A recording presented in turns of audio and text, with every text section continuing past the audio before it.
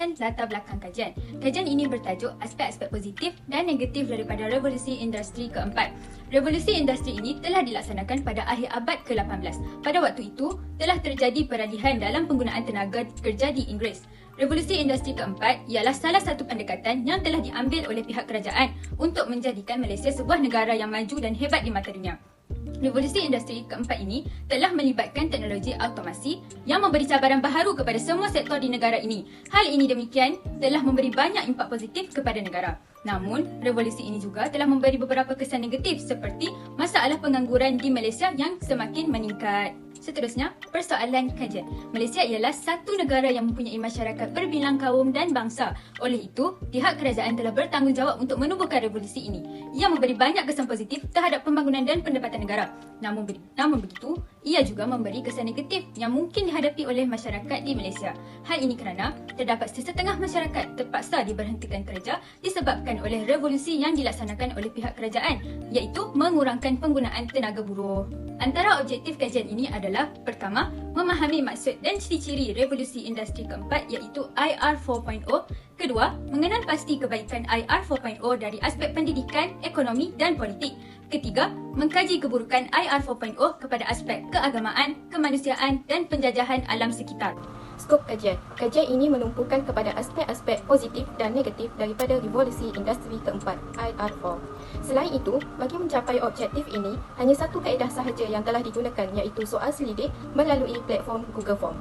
Bagi kaedah soal selidik, kajian ini hanya menerima 80 orang responden yang berada dalam lingkungan umur 15 hingga 30 tahun ke atas. Hal ini kerana golongan masyarakat dalam lingkungan umur tersebut sesuai untuk diberi soal selidik bagi mengetahui tahap pengetahuan mereka terhadap revolusi industri keempat, IR4.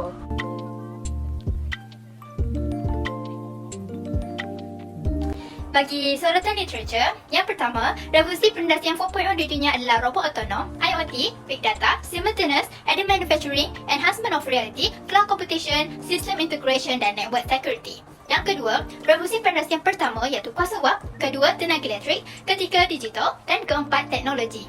Yang ketiga, Jabatan Perangkat Malaysia telah menyelesaikan beberapa cabaran yang perlu dihadapi iaitu perundangan dan privasi data, kewangan, kualiti data, teknologi, metodologi serta kepakaran dan kemahiran. Menurut J. Berhard dan Huang An, berpendapat bahawa big data akan memainkan peranan yang sangat penting dalam persaingan perniagaan kerana ia berfungsi untuk menyimpan data besar seperti maklumat syarikat, aliran masuk dan aliran keluar kewangan syarikat dan lain-lain.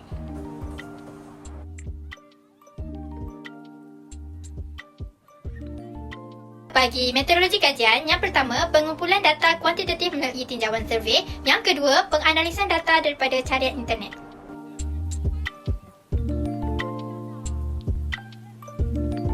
Saya Nur Aifah Saleha binti Muhammad Sharifuddin dan saya akan menerangkan tentang revolusi industri 4.0. Revolusi industri 4.0 ialah automasi berterusan dalam sektor pembuatan dan perindustrian tradisional menggunakan teknologi pintar yang moden. Kemajuan teknologi ini dapat membantu mesin berkomunikasi dengan mesin yang lain. Oleh itu, mereka dapat berkongsi maklumat dan membuat keputusan menggunakan data yang telah diterima. Ini dipanggil sebagai sistem cyber fizikal, iaitu sistem antara maklumat di dalam cyber menggunakan koleksi data-data penting dan fizikal mesin. Antara ciri-ciri revolusi industri 4.0, yang pertama, robot automation. Robot automation iaitu proses pengeluaran yang tidak melibatkan tenaga manusia tetapi diganti dengan sistem robot. Yang kedua, simulasi atau simulation. Simulasi dapat digunakan untuk latihan dan perancangan awal. Ketiga, augmented reality. Augmented reality dapat menggabungkan dunia nyata dan dunia maya dengan menambahkan informasi berbentuk teks, gambar, suara dan sebagainya. Yang ketiga, Industrial Internet of Things. Industrial Internet of Things atau IIoT digambarkan sebagai teknologi yang mempunyai kesedaran tersendiri, iaitu teknologi yang boleh berkomunikasi antara mesin, produk dan peranti. Yang terakhir, Additive Manufacturing, iaitu suatu proses penggabungan bahan untuk membuat objek daripada data model 3D atau dikenali sebagai 3D printing. Assalamualaikum, saya Kodi akan membentangkan kepada anda semua tentang kebaikan revolusi industri 4.0 daripada aspek pendidikan dan ekonomi. Daripada aspek pendidikan, yang pertama kita dapat melahirkan graduan berinovasi dan berkemahiran tinggi. Sebagai contoh dalam teknologi robotik, pelajar dapat mencungkil bakat dan mampu berfikir secara kreatif dan inovatif dalam perakiraan robotik. Yang kedua, pelajar bermaklumat dapat dilahirkan kesan daripada kemudahan untuk mendapatkan maklumat dalam talian yang sekarang ini hanya di hujung jari pengguna sahaja. Yang ketiga, suasana pembelajaran yang ceria dan bermakna dapat diwujudkan dengan bantuan penyerapan internet dalam proses pengajaran dan pembelajaran seperti penggunaan YouTube dan Padlet. Daripada aspek ekonomi pula, kemunculan pekerjaan-pekerjaan yang tiada sebelum ini seperti pengurus media sosial, Uber, Grab dan Foodpanda untuk memudahkan sebahagian besar urusan ekonomi manusia, khususnya dalam konteks perhubungan dan komunikasi. Hal ini juga secara tidak langsung dapat mengurangkan kadar pengangguran yang dialami oleh kebanyakan orang di negara ini. Seterusnya, penggunaan robot dan mesin juga menjadikan suatu kerja atau proses pekerjaan akan menjadi lebih cekap dan tangkas. Ia sekaligus dapat membantu pertumbuhan ekonomi negara kerana setiap hasil kerja dan produk dapat dikeluarkan dengan berkualiti dan sistematik. Dan yang terakhir, dapat memodernkan semua sektor di Malaysia ini, khususnya yang menjurus pada bidang pendigitalan. Contohnya di Malaysia, aktiviti perniagaan internet ataupun e-dagang ini semakin terkenal dan mendapat sambutan yang hangat di negara ini.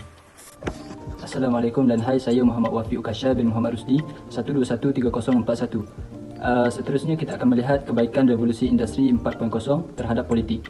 Pertamanya kita dapat lihat timbulnya idea-idea kritis oleh pihak kerajaan demi memajukan negara dan bangsa. Seperti contoh,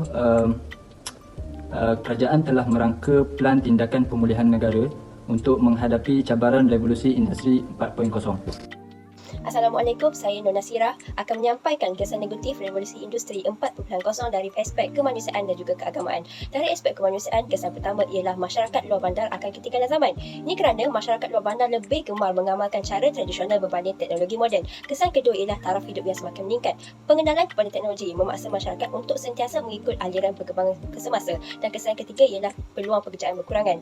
Kilang-kilang lebih mengutamakan penggunaan mesin berbanding tenaga kerja manusia di dalam revolusi industri 4.0. Kesan daripada aspek keagamaan pula ialah pertama, banyak maklumat dapat diselewengkan dengan mudah. Ini menyebabkan masyarakat lebih percaya kepada maklumat palsu ataupun tidak sahih berbanding maklumat yang benar. Dan kesan kedua pula ialah lebih banyak kefahaman baharu yang muncul hasil daripada dayah-dayah oleh mereka yang tidak bertanggungjawab di internet. Assalamualaikum, saya Atika akan menyambung mengenai kesan negatif revolusi 4.0 terhadap agama, iaitu manusia mula leka dengan dunia sehingga mengabaikan akhirat.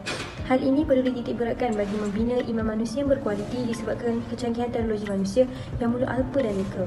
Seterusnya, kesan buruk revolusi 4.0 terhadap pencerahan alam sekitar akan terjejas menyebabkan pokok akan ditebang bertujuan perkembangan teknologi serta ekonomi negara. Ini akan menyebabkan hakisan tanah dan peningkatan suhu persekitaran.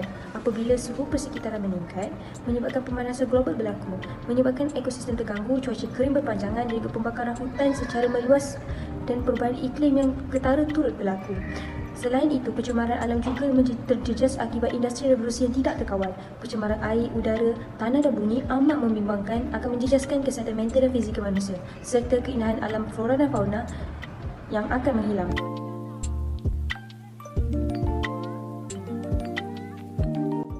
Melalui hasil kajian yang diperolehi, dapat dirumuskan bahawa terdapat banyak aspek positif dan juga negatif daripada revolusi industri keempat ini. Revolusi industri keempat ini juga memainkan peranan iaitu dunia komputer dan teknologi maklumat dalam menjadi satu perkara yang sangat penting. Bahkan mustahil berlakunya pengembalian kepada kaedah tradisional dalam menjalankan urus takbir.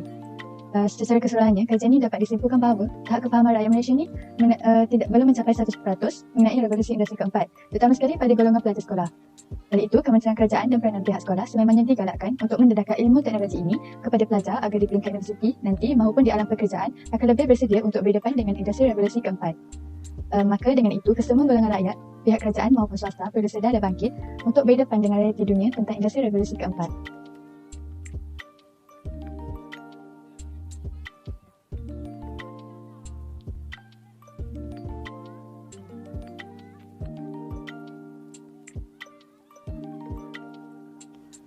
Kesimpulannya, kemajuan teknologi revolusi industri keempat tidak akan berhenti dan kesannya dalam kehidupan manusia tidak dapat dielakkan.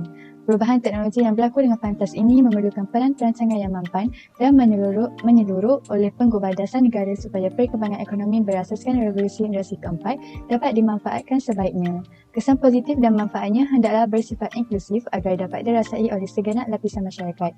Pelaksanaan dan pemantauan polisi mestilah diberikan perhatian serius supaya objektif-objektif yang ditetapkan diharapkan dapat dicapai. Jika tidak ditangani dengan baik, Malaysia akan ketinggalan dan perkembangan revolusi keempat boleh memberi kesan yang buruk kepada negara. Bagi bahagian kesimpulan yang terakhir iaitu cadangan. Yang pertama, peralihan kepada teknologi maklumat dan automasi di hampir kesemua industri bagi menghasilkan kecekapan dan keberkesanan operasi.